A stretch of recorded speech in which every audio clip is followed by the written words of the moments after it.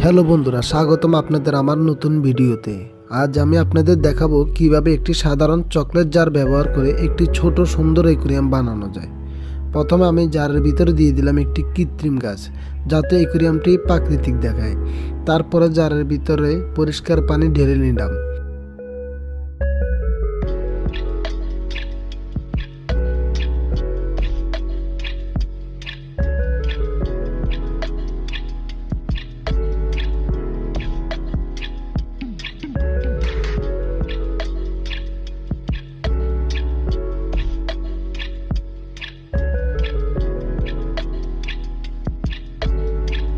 এরপর ব্যবহার করলাম কিছু পুঁতি, যেগুলো সাধারণত কাপড়ের কাজে ব্যবহার করা হয়।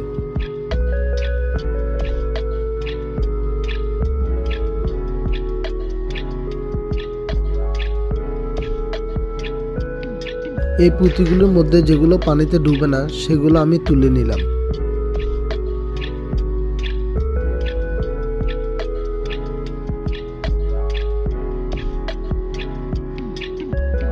সবশেষে দিয়ে দিলাম সুন্দর কিছু মাছ। আর এইভাবেই একটি সাধারণ চকলেট জার থেকে তৈরি হয়ে গেল একটি ছোট অ্যাকুরিয়াম। তো বন্ধুরা, অ্যাকুরিয়ামটি কেমন লাগলো? ভালো লাগলে লাইক, সাবস্ক্রাইব, শেয়ার করতে কিন্তু ভুলবেন না।